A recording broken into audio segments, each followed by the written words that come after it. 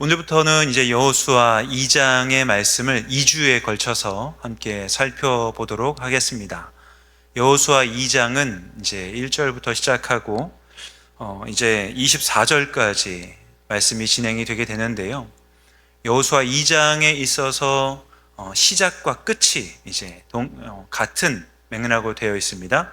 2장의 시작은 정탐꾼을 파송하는 것으로 시작하게 되고요. 2장의 마무리는 정탐꾼들이 귀환하는 모습으로 이제 마무리를 하게 됩니다. 여호수아 2장의 주인공은 정탐꾼을 이제 파송하는 여호수아도 아닙니다. 여호수아 2장의 주인공은 이제 여리고성 주변을 정탐하는 정탐꾼들도 아닙니다. 여호수아 2장의 주인공은 한 여인 라합이라고 할 수 있습니다. 이 라합이라고 하는 여인은 이방 여인이기에 이스라엘이 여리고 가나안을 정복하는 데 있어서는 주인공의 자리에는 그렇게 어울리지 않는 사람이라고 할 수 있을 것입니다. 이 라합이라고 하는 이름의 뜻은 넓다, 광활하다라고 하는 뜻을 가지고 있습니다. 이 라합이라고 하는 사람의 이름에 하나님의 그 뜻이 좀 담겨 있는 것들을 우리가 알 수 있는데요. 하나님의 구원은 이스라엘 백성들이 우리만 하나님께 선택을 받은 사람들, 우리 민족만 하나님이 사랑하시는 민족이라고 생각하는데 라합을 하나님께서 구원하시는 모습을 보여줌으로 인하여서 하나님의 구원이 이스라엘에 갇혀 있거나 한정되지 아니하고 하나님의 구원은 이방을 다 포용할 수 있을 만큼 넓은 구원임을 이제 라합을 통하여서 우리에게 알려주는 역할을 하기도 합니다. 그래서 라합의 이름의 뜻이 넓다, 광활하다라고 하는 뜻을 가지고 있기도 하지요. 이 여인의 직업은 이제 거기서 성경책에서 나와 있는 것을 보면 이 여인의 이 직업은 창기라고 할 수 있습니다. 우리가 흔히 생각하는 매춘을 하는 여인이라고도 볼 수 있고요. 학자들 가운데 몇몇 학자들은 이 여인이 숙박업소를 운영하였던 그런 숙박과 접객을 했던 사람으로 연구한 결과를 내놓기도 합니다. 그런 측면에서 이 라합이라고 하는 여인이 여호수아 2장의 주인공이라고 하는 사실이 우리에게는 좀 당혹스럽게 느껴지기도 하는 것이죠. 성경에서 누군가를 주인공으로 내세운다고 할 때에 그 내세울 수 있는 주인공은 사실 굉장히 많이 있습니다. 학벌이 좋거나 집안의 배경이 좋거나 능력이 출중하거나 그리고 번듯한 직업을 가지고 있는 사람이라고 하면 누군가에게 소개하거나 내세우기에 좀 자랑스러울 수 있을 터인데 하나님께서 여호수아 2장의 주인공을 라합이라고 하는 기생으로 우리에게 내놓을 때에 우리는 적잖이 당황할 수가 있게 되는 것이죠. 이 라합이라고 하는 사람이 2장에서 보여주는 모습을 통하여서 라합은 훗날에는 예수님의 족보에 이름을 올리는 5명의 여인 가운데 한 사람이 됩니다. 마태복음 1장 5절 말씀에 이 라합의 이름이 올라가는데요. 함께 마태복음 1장 5절 말씀을 읽도록 하겠습니다. 살몬은 라합에게서 보아스를 낳고 보아스는 루색에서 오벳을 낳고 오벳은 이새를 낳고. 이 라합이라고 하는 여인이 우리가 보기에 처음에는 당혹스럽게 느껴지는 여인이기도 하지만 그럼에도 불구하고 하나님이 그 여인에게 손을 얹으셨을 때에 이 여인이 예수님의 족보 가운데 이름이 올라가는 영광을 누린다는 사실을 우리가 먼저 생각해 보면서 이제 여호수아 2장의 문을 열어보도록 하겠습니다. 먼저 여호수아 2장의 구조를 잠시 살펴보려고 하는데요. 여호수아 2장은 1절부터 24절까지 말씀으로 구성이 되어 있고 그 내용, 그 구성은 다음과 같습니다. 여호수아 2장 1절은 여호수아가 2명의 정탐꾼을 여리고로 보내는 내용이 1절에 나오고요.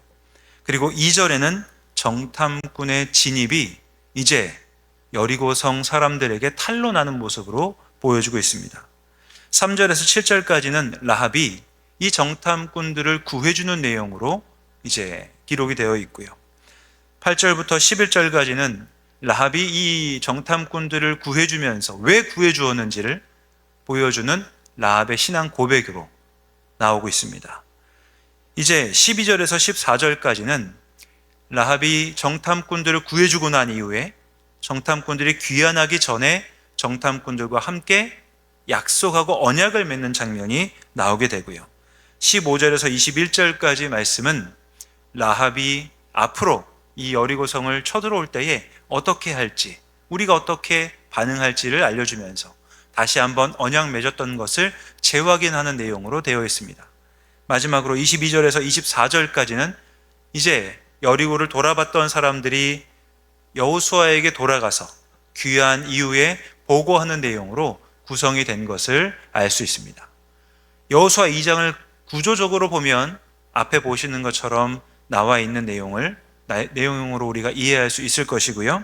이제 여호수아 2장을 지나서 이제 1절 말씀을 중심으로 1절 말씀 안에서 우리가 하나님이 우리에게 주시는 음성의 귀를 기울여 보도록 하겠습니다. 오늘 말씀은 24절까지 가기에는 좀 내용이 많아서 1절부터 7절까지 말씀을 중심으로 우리를 향한 하나님의 음성의 귀를 기울여 보도록 하겠습니다. 먼저 1절 말씀을 함께 읽도록 하겠습니다. 여호수아 2장 1절입니다. 눈의 아들 여호수아가 시딤에서 두 사람을 정탐꾼으로 보내며 이르되 가서 그 땅과 여리고를 엿보라 하매 그들이 가서 라합이라 하는 기생의 집에 들어가 거기서 유숙하더니. 여호수아가요 시딤이라고 하는 곳에서 이제 여리고를 정탐하기 위해 사람들을 보냅니다. 지도를 보시면 시딤이라고 하는 곳은 이제 요단강 서편에 자리하고 있고요. 여기에서 여리고를 향해 살펴볼 수 있도록 요단강을 건너서 여리고를 살펴보고 오라고 이제 사람들을, 정탐꾼들을 보내게 되는 것이죠. 이렇게 정탐꾼을 보내는 내용을 볼 때 이제 신앙생활을 쭉 하면서 성경을 많이 읽어 오셨던 분들은 이제 여리고를 향해 보내는 정탐꾼, 가나안으로 정탐꾼을 보내는 일이 이번이 처음이 아님을 이미 알고 계실 것입니다. 여호수아는 이미 정탐꾼으로 가나안 땅을 한번 전체적으로 살펴보고 왔던 경험이 있습니다. 민수기 13장과 14장에 가데스 바네아에서 모세가 가나안 땅을 살펴보고 돌아올 수 있도록 사람들을 가나안으로 파송하여서 정탐하고 돌아오는 모습이 이미 나와 있습니다. 여호수아는 그때 12지파 가운데 한 지파의 대표로 정탐을 하고 돌아온 적이 있습니다. 40일 동안 가나안 땅 곳곳을 살펴보고 돌아왔던 이제 이스라엘의 사람들이 있었습니다. 그런데요, 첫 번째 정탐의 결과가 긍정적이지를 못했습니다. 가나안 땅을 샅샅이 살펴보고 온 이후에 12명의 사람 가운데 무려 10명의 사람이 부정적인 보고를 하게 되었고, 그로 인하여서 이스라엘 백성들은 부정적인 보고를 듣고 지도자였던 모세를 원망하고 하나님을 원망하는 결과를 초래하게 되었죠. 그로 인하여서 이스라엘 백성들은 그들이 첫 번째 정탐한 결과로 인해 40년 동안 광야를 돌아다닐 수밖에 없는 그런 일들을 맞이하게 됩니다. 여호수아는 이 경험을 했던 사람이었습니다. 그래서요, 이번 정탐에는 첫 번째 정탐에서 보냈던 12명에 비해서 숫자를 대폭 줄이게 됩니다. 사람들이 숫자를 대폭으로 줄여서 두 사람만 정탐을 보내게 되었죠. 두 사람을 정탐으로 보내면서 지역도 줄입니다. 가나안 전역을 돌아보는 것이 아니라 여리고성과 그리고 그 주변 일대를 돌아보는 것으로만 제한하는 것을 볼 수 있습니다. 두 번째 정탐은요, 첫 번째 정탐에 비해서 대규모로 이루어지지 않고 소규모로 상당히 신중하게 진행되는 것을 볼 수 있습니다. 그렇다고 하면 여호수아가 왜 두 번째 정탐은 첫 번째 정탐에 비해서 조금 더 소수의 사람으로 은밀하게 신중하게 진행을 하게 되는 것일까요? 여호수아가 이미 첫 번째 정탐에서 얻었던 부정적인 결과를 알고 있었기 때문입니다. 여호수아는 첫 번째 시도로부터 말미암았던 부정적인 결과, 그 결과를 반복하지 않기 위해서 이번에 시도하는 여리고를 살펴보는 일에는 상당히 신중하고 상당히 조심스럽게 정탐을 진행하는 모습을 우리가 이 지금 1절 말씀을 통해서 확인할 수 있게 되는 것이죠. 교회는 하나님의 일들을 어떻게 진행해야 되는가 라고 하는 것을 1절 말씀을 통해 우리는 다시 한번 생각해 보게 됩니다. 여호수아가 첫 번째 정탐으로부터 실패했던 내용을 기반으로 하여서 두 번째 정탐은 굉장히 신중하게 그리고 은밀하게 일들을 진행하는 것을 통하여 우리가 하나님의 일들을 경험하고 또 하나님의 일들을 진행하려고 할 때에는 첫 번째 우리가 경험했던 내용들을 기반으로 하여서 우리가 고쳐야 될 부분이 무엇이 있는지 확인하고, 그리고 두 번째 사역을 진행할 때에는 첫 번째에서 실패하거나 우리가 돌아보면서 다시 한번 보강해야 될 부분들을 잘 보강한 이후에 하나님의 일들을 하나씩 신중하게 진행할 때에 하나님의 역사가 온전히 나타날 수 있음을 깨닫게 되는 것이죠. 우리 의동교회는요 74년의 역사를 가지고 있습니다. 74년 동안 얼마나 많은 하나님의 일들을 이루기 위한 노력과 시도가 많이 있었겠습니까? 그러한 시도와 일들을 지나오면서 우리 마음에 또 우리 생각에 우리 경험에 그때에는 조금 더 조심하거나 조금 더 보강해야 될 이러이러한 일들이 있었다는 사실들을 이미 알고 계실 것입니다. 앞으로 우리 의동교회가 하나님 나라의 일들을 감당하기 위해서 하나님의 일들을 준비하고 진행하려고 할 때에는 그동안 우리가 지나왔던 74년의 역사와 일들이 우리에게 좋은 모범이 될 수 있고 때로는 반성하거나 고쳐야 될 부분도 있을 것이라 생각이 듭니다. 아무쪼록 우리가 앞으로 하나님의 사역들을 감당하고 준비하는 데 있어서 여러분께서 경험하셨던 많은 하나님의 일들, 하나님 역사의 일들이 우리 의동교회가 하나님 나라를 이루어가는 데 있어서 다시 한번 반성하거나 돌아볼 수 있는 귀한 경험이 되기를 주님의 이름으로 간절히 소망합니다. 그러한 경험들을 기반으로 하여서 우리 의동교회를 향한 하나님의 일들이 더욱더 건강하게 하나님의 뜻에 합당하게 이루어지는 우리 교회가 될 수 있도록 함께 기도해 주시고 동참해 주시기를 주님의 이름으로 간절히 부탁드립니다. 이제 정탐꾼들이 유숙했던 곳에 대해 함께 살펴보려고 합니다.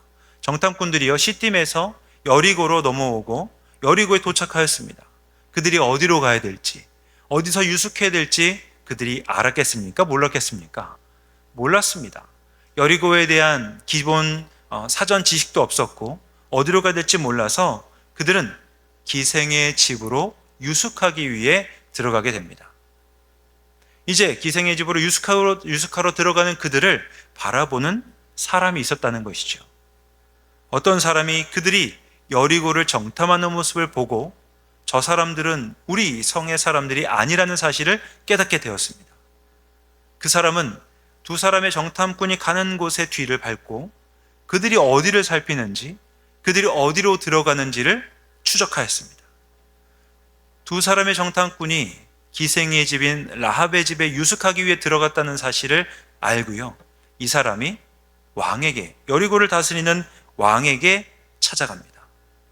그리고 왕에게 고소하고 고발하게 되는 것이지요.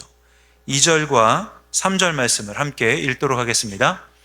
어떤 사람이 여리고 왕에게 말하여 이르되 보소서, 이 밤에 이스라엘 자손 중에 몇 사람이 이 땅을 정탐하러 이리로 들어왔나이다. 여리고 왕이 라합에게 사람을 보내어 이르되 내게로 와서 내 집에 들어간 그 사람들을 끌어내라.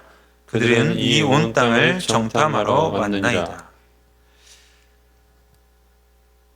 여호수아 2장에 나오는 라합, 이 기생의 집에 정탐꾼들이 들어간 것을요, 일반적인 사람들은 우연이라고 말할 것입니다.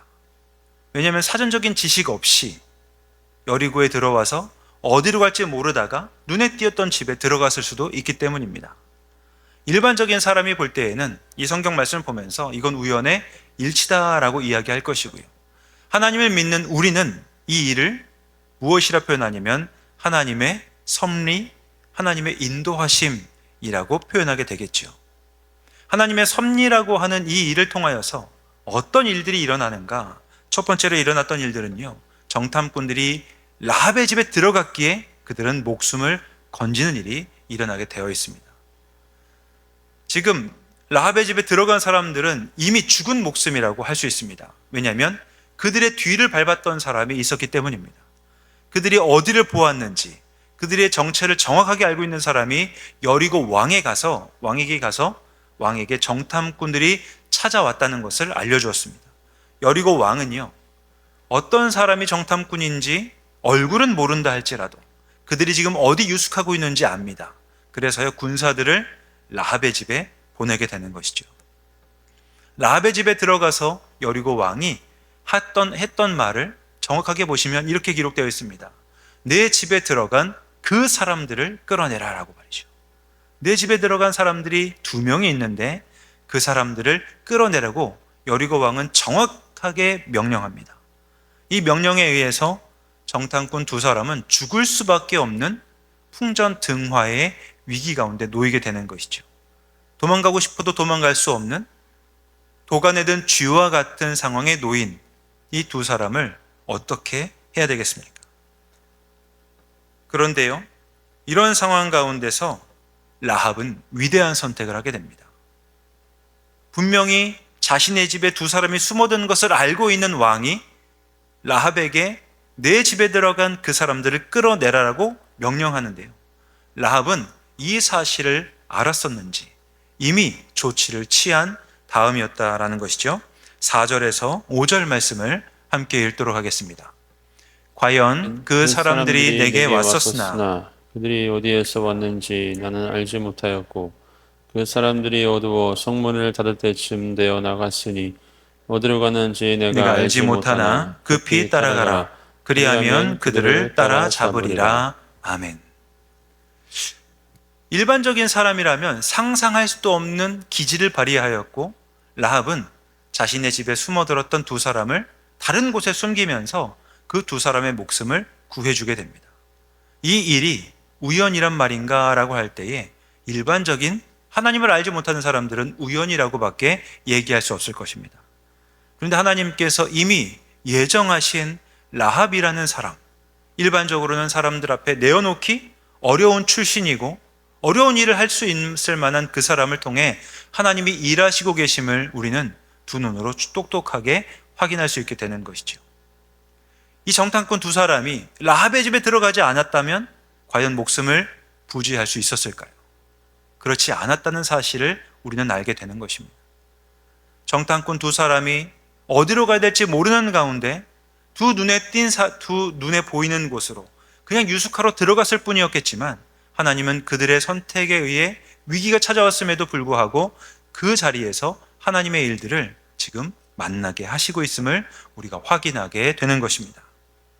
2번째로 정탐꾼들이 라합의 집에 들어가서 일어났던 두 번째 일은요, 그들이 라합의 집에 들어갔기에 라합은 믿음의 위대한 선택을 할 수 있었다라는 것입니다. 2사람이 라합의 집에 들어가지 않았으면 라합에게 아무도 찾아오지 않았을 것입니다.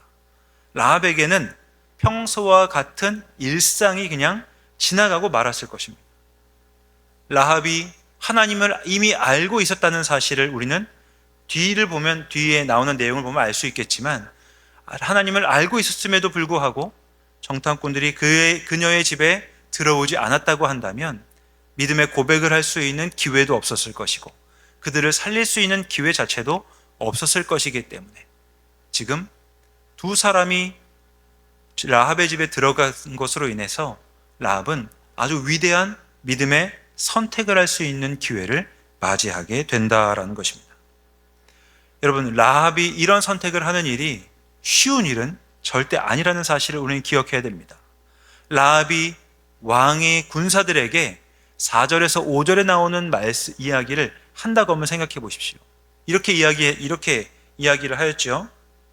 과연 그 사람들이 내게 왔었으나 그들이 어디에서 왔는지 나는 알지 못하였고 그 사람들이 어두워 성문을 닫을 때쯤 나갔으니 어디로 갔는지 내가 알지 못하나 급히 따라가라 라고 하면서 자신에게 찾아온 사람들을 지금 속이고 있습니다. 이렇게 속이는 말을 하는 그 순간 라합은요, 지금까지 자기가 살아오면서 맺었던 모든 인간관계가 끊어지게 되어 있습니다. 자신이 살아왔던 어렸을 때부터 지금까지 살아왔을지 아니면 언제부터 살아왔는지는 모르겠지만 살면서 맺어왔던 인간관계뿐만이 아니라 자신의 삶의 모든 내용들을 다 버릴 수밖에 없는 지금 위대한 선택을 4절과 5절 말씀을 통해 하게 되는 것이죠. 결코 쉽지 않은 선택임을 우리가 깨닫게 됩니다. 여러분, 라합이 민족을 배신하고 지금까지 자기가 살아왔던 삶을 다 버리면서까지도 정탐꾼들을 살리는 이유는 무엇이겠습니까? 한번 여러분께서도 생각해 보십시오. 라합이 자신의 삶을 다 버리면서까지도 정탐꾼들을 살리려고 하는 선택은 단지 자신의 목숨을 구하기 위해서였을까요? 아니면 자신의 목숨과 가족의 목숨을 구하는 것 정도로만 그것에 지금 내 삶을 다 거는 것을 보여주고 있는 것인지 우리는 질문해 보아야 될 것입니다. 구체적인 이유는요, 다음 주에 저희가 함께 살펴보려고 합니다.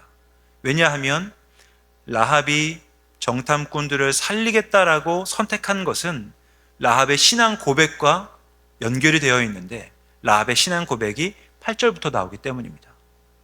분명한 것은 정탐꾼들이 라합의 집에 들어갔기 때문에 라합은 지금 자기의 모든 것을 다 버리는 선택을 할 수 있게 됐다는 것이죠. 그 기회를 얻게 된 것이 위기 가운데 찾아온 선택이요 기회임을 우리가 알게 되는 것입니다. 정탐꾼들이 라합의 집에 들어왔기 때문에 일어났던 세 번째 일은요, 라합의 이름이 예수님의 족보에 이름을 올리게 되었다라는 것입니다. 이것은 아까 전에도 말씀을 드린 것인데 마태복음 1장 5절 말씀 아까도 읽어보았지만 이렇게 기록이 되어 있습니다. 살몬은 라합에게서 보아스를 낳고 보아스는 롯에게서 오벳을 낳고 오벳은 이새를 낳고 라고 기록이 되어 있습니다. 라합은요, 지위가 매우 낮은 여인이었습니다. 사람들에게 인정받기 어려운 직업을 가지고 있기도 하였습니다. 인정받기 어려운 수준이 아니라 다른 사람들에게 천대받거나 멸시받을 수밖에 없는 인생을 살았을 거라고 저희가 예상할 수도 있었을 것입니다. 그런데 그녀의 인생에 자신도 생각하지 않았고 원하지도 않았던 정탐꾼 두 사람이 들어오는 것으로 인해 그녀는 큰 선택을 해야 되는 갈림길에 서게 됩니다. 정탐꾼들을 내어주고 그냥 지금까지 살던 인생을 계속 살 것인가, 아니면 이들을 살리고 지금까지와는 전혀 다른 인생의 길을 걸어갈 것인가. 그녀는 이 두 갈림길 사이에 굉장히 많이 고민하고 그리고 굉장히 많이 그 안에서 머물러 있었을 것입니다. 시간이 촉박하게 다가오기에 어쩌면 아주 짧은 순간처럼 느껴질지 몰라도 그녀가 했던 고백과 고민의 시간들 굉장히 깊었다라고 저희가 생각할 수 있겠죠. 이 결단은 그녀가 선택했던 결단은 말씀드린 것처럼 과거의 모든 삶을 내어버릴 수밖에 없는 선택이기도 했는데요. 그녀가 이 선택을 하는 결과로 어떤 일들이 일어나게 되겠습니까? 저희가 읽었던 것처럼 이스라엘 백성 가운데 그녀가 한 사람의 하나님의 백성으로 들어가는 편입되는 기적이 일어납니다. 그리고 그곳에서 한 사람을 만나 결혼을 하고 아이를 낳게 되는데 그 아이의 이름이 보아스가 되는 것이죠. 그 보아스가 나중에 이방 여인이었던 룻과 결혼하여서 이제 오벳을 낳고 오벳이 이새를 낳고 이새가 다윗을 낳는 다윗의 조상이 되는 은혜를 경험합니다. 그리고 다윗의 자손으로 예수님께서 태어나는 일들을 경험함으로 인하여서 예수님의 족보 가운데 이름을 올리는 5명 가운데 한 사람이 되게 되는 것이죠. 절체절명의 위기 상황 가운데서 어떤 선택을 하느냐에 따라 라합의 지위와 그리고 그녀의 신분, 그녀의 삶이 완전히 바뀌는 것을 보게 됩니다.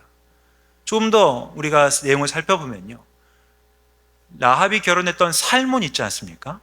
이 살몬이라고 하는 사람이 어떤 사람인가?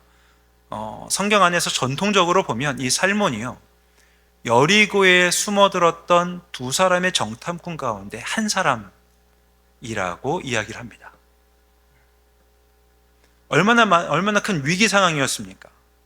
정탐꾼의 입장에서는 라합의 한마디에 목숨이 좌지우지할 수밖에 없는 그런 상황인 것입니다. 그런 상황에서 라합이라고 하는 여인이 기지를 발휘하여 지붕 위로 이 두 사람을 올라가게 하죠. 그 위에 숨겨놓았던, 덮어놓았던 그 풀숲으로 그 두 사람을 숨겨놓고 사람들 앞에서 두 사람이 내게 왔었지만 나는 그들이 어디서 왔는지도 알지 못하고 어디로 가는지는 잘 몰랐는데 그들이 어두워지기 전에 성문 밖으로 나갔다라는 말을 하는 것 결코 쉬운 일이 아닙니다. 연기력이 필요하고요. 아무렇지도 않게 정말 그 사람들이 내 집을 떠난 것처럼 보여줄 수 있는 담력도 필요한 것을 우리가 알게 됩니다. 살몬이라고 하는 정탐꾼 입장에서는 라합의 이 말하는 이야기들 그리고 그녀의 행동이 얼마나 매력적으로 보였을지 한번 생각해 볼 만한 내용이기도 한 것이죠. 우리가 그냥 지나가기 쉬운 이 성경 안에는요, 굉장히 로맨틱한 하나님 안에서의 만남과 하나님의 역사가 숨어 있는 것들을 우리가 보게 됩니다. 라합은 자기의 선택이 미치는 결과에 대해서 예상했을까요? 몰랐을 것입니다. 그녀에게 어느 날 다가왔던 두 사람의 방문객, 우연이라고 할 수밖에 없는 그 두 방문객으로 인해서 그녀의 삶은 큰 위기를 맞이할 수밖에 없었습니다. 그러나 그 위기의 순간에 그녀는 자신이 들어왔던 하나님에 대해서 생각하게 되었습니다. 이건 이제 다음 주에 함께 나누겠지만요. 그 하나님을 생각하고 내가 하나님의 주님 되심을 인정하는 선택을 하겠다라고 결단하였을 때에 그녀의 삶은 지금까지 살아왔던 삶과는 완전히 다른 인생으로 바뀌게 됩니다. 어쩌면 우리가 살아가면서 만나는 사람과의 하루의 만남, 어쩌면 우리가 살아가는 일상이라고 하는 삶의 현장에서 우리가 경험하게 되는, 우리에게 찾아오는 우리가 원하지 않는 위기나 고난, 어려움이 우리의 삶을 완전히 바꾸는 하나님의 기회와 계기가 될 수 있다는 사실을 우리는 깨닫게 되는 것이죠. 여호수아 2장에서 주인공은 그런 면에서 라합이라고 할 수 있습니다. 예상하지 않았던 자신의 삶에 찾아온 하나님의 기회를 라합은 온전히 분별하였고 선택함으로 인하여 하나님의 백성이 되는 은혜와 복을 누리게 되었습니다. 이제 돌아가셔서 여호수아 2장을 다시 한번 꼼꼼하게 읽어보시면 좋겠습니다. 실패했던 정탐, 가데스 바네아에서 가나안을 다 돌면서 그 땅을 보고 실망하는 보고를 할 수밖에 없었던 첫 번째 정탐을 여호수아는 곰곰이 생각해보고 두 번째 정탐에서는 부족했던 부분들을 보완하여 신중하게 정탐꾼들을 보내게 되었습니다. 신중한 정탐으로 인하여서 그곳에서 예상하지 않았던 믿음의 조력자를 만나는 경험을 하게 된 것이죠. 우리가 하나님의 사람으로 이 땅을 살아갈 때에 우리의 삶의 현장에서 우리는 하나님의 눈으로 사람을 보려고 하는 노력이 있어야 할 것입니다. 하나님의 눈으로, 하나님의 마음으로 우리에게 허락하신 삶의 현장을 바라보려고 하는 노력도 있어야 할 것입니다. 그곳에서 우리가 하나님의 마음과 눈으로 세상과 사람들을 바라보기 시작할 때에 우리는 하나님의 사람으로서의 선택을 할 수 있는 기회를 맞이하게 될 것입니다. 내 앞에 있는 사람이 어떤 사람이고 어떤 형편을 가지고 있는지는 다 모르겠지만 그 사람을 하나님의 마음으로 대하기 시작할 때에 나와 어떤 사람이 만나는 그 자리에서 하나님 나라의 역사는 일어나기 시작합니다. 하나님이 우리에게 주신 삶의 현장인 가정, 또 사역의 현장인 교회, 하나님이 허락하신 소그룹의 자리에서도 우리가 하나님의 마음으로 하나님이 허락하신 사람들을 바라보고 만나고 교제하며 하나님의 마음에 합당한 선택을 하기 시작할 때에 우리는 그곳에서 라합이 경험했던 것 같은 하나님의 역사를 경험할 수 있게 될 것입니다. 오늘 하루를 돌아보시면 좋겠습니다. 여러분, 오늘 하루를 살아오시면서 라합과 같이 하나님의 역사와 하나님의 은혜를 경험하셨습니까? 분명히 하나님께서는 우리가 걷는 발걸음 가운데 많은 사람들을 만나게 하셨고 그 사람들과의 관계 안에서 우리의 가정과 삶의 현장에서 하나님의 일들을 선택할 수 있는 기회를 주셨을 것입니다. 우리가 보려고 하면 볼 수 있을 것이고, 우리가 보려고 하지 않으면 하루를 살아도 하나님의 음성을 또는 하나님의 역사를 경험하지 못하게 되는 것을 기억하시면 좋겠습니다. 라합이 경험했던 것들을 다시 한번 생각하면서 동일한 일들을 우리에게도 이루고자 하시는 하나님의 뜻을 마음에 품고 각자 흩어진 삶의 자리에서 하나님의 일들을 볼 수 있는 우리 모든 우이동교회 교우분들 되시기를 주님의 이름으로 간절히 소망합니다.